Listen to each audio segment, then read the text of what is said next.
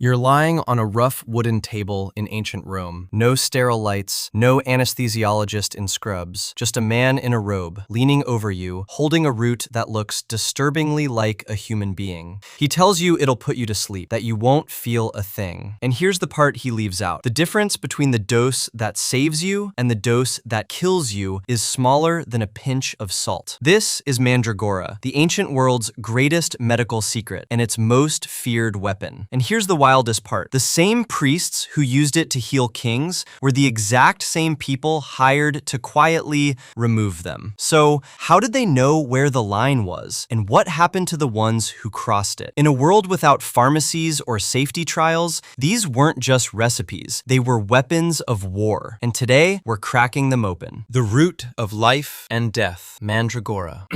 Let's start with our friend, the mandrake root. Imagine you're a healer in a busy ancient market, Alexandria maybe, or Athens, or Rome. You reach into your satchel and pull out a root that genuinely looks like a tiny human body. Arms, legs, even a head. The ancients weren't wrong to be spooked by this thing. They believed it screamed when you pulled it from the ground. A scream so powerful, it could kill anyone who heard it. Would you have pulled it? Seriously, I want you to sit with that for a second. Here's the thing though. Underneath all that mythology was real chemistry. Mandrake contains a group of compounds called tropane alkaloids, scopolamine, hyoscyamine, atropine. In plain English, these are the chemicals that can either shut your brain off for surgery or shut your heart down for good. Same plant, different dose, completely opposite outcome. Greek physicians called it the sleep of Circe, a reference to the sorceress in Homer's Odyssey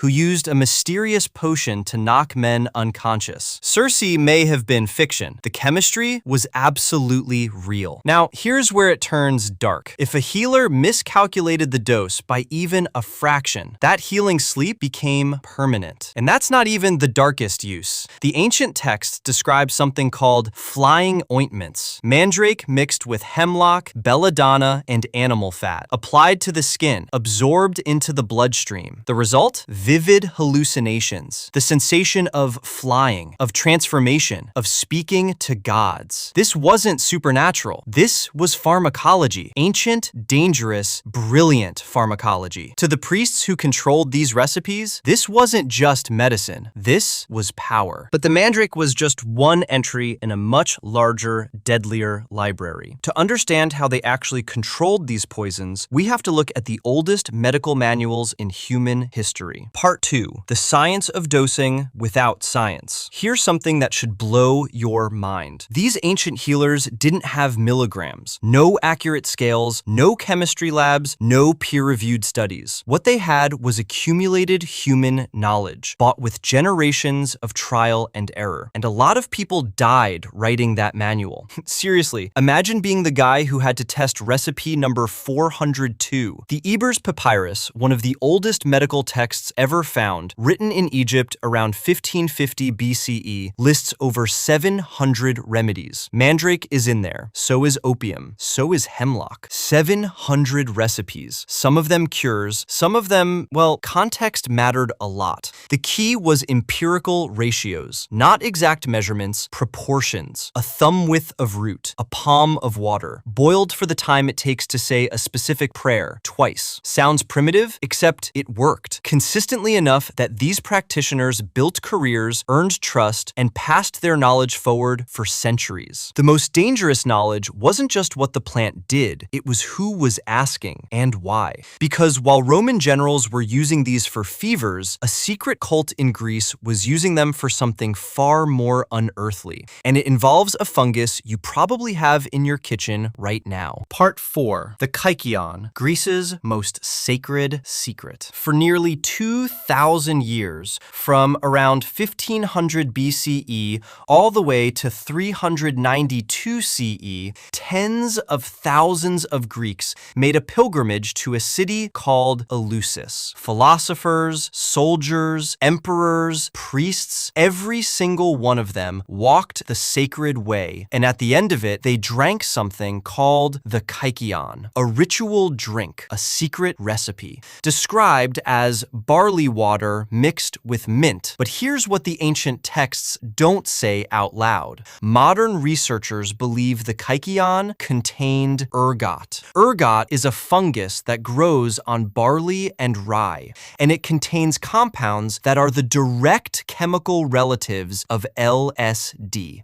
That graphic isn't a metaphor. The molecular connection is real, and it changes everything about how we understand ancient ritual. The most respected thinkers in the ancient world, Plato, Cicero, Marcus Aurelius, may have experienced ancient Greece's version of a psychedelic ceremony and kept the secret for 2,000 years. Scholars call this the Eleusinian hypothesis. It's debated, but the evidence is compelling. Ancient texts describe initiates emerging from the ceremony completely transformed. They no longer feared death. They reported visions of the afterlife, vivid, personal, real. Was this a spiritual experience? Absolutely. Was it also chemistry? Almost certainly. And here's the power structure hiding underneath all of it. The recipe was controlled by a single family, the Eumolpidae, the priests of Eleusis. For over a millennium, they alone knew what went into the kykeon. That gave them power over emperors, because if you wanted that experience, you went through them. The secret recipe wasn't medicine, it was a political instrument. Part 5. The Assassin's Pharmacy. Now let's talk about the other side, because for every healer using these plants to cure, there was someone using them to kill. In the ancient world, poison wasn't just murder, it was strategy. Rome had a word for it, beneficium, the making of poison, classified separately from other crimes because it was considered uniquely cowardly and uniquely powerful. You didn't need an army to topple an empire if you had the right recipe and access to the right cup. 3 plants, 3 very different ways to die. Hemlock, the courtroom poison. It killed Socrates, but not the way movies show it. No sudden collapse. It's a slow paralysis, starting at the feet, climbing upward, leaving the mind completely clear while the body shuts down. Socrates described it himself, right up until the end. Fully aware, completely paralyzed. That was the point, designed to be witnessed. Wolfsbane, the battlefield poison. Its alkaloids absorb directly through skin contact, on arrow tips, on gloves, on the rim of a cup. Agrippina the Younger, wife of Emperor Claudius, is believed by historians to have used it to eliminate political rivals. She kept a personal poisoner on staff. In Rome, in the 1st century, the ancient world didn't just tolerate this, they considered it a legitimate art form. Belladonna, the ritual poison. Beautiful woman, that's what it means in Italian, because Renaissance women dropped it in their eyes to dilate their pupils. What it actually did was slowly poison them. But in the ancient world, belladonna was a tool. Oracles at Delphi may have used it in their smoke chambers. It causes vivid visions, incoherent speech, and total memory loss afterward. The prophecies that shaped the fate of entire civilizations may have come in part from a plant. History is wild. Part 6. The close. Knowledge was power. Here's what I want you to take away. The ancient world wasn't less sophisticated than ours. It was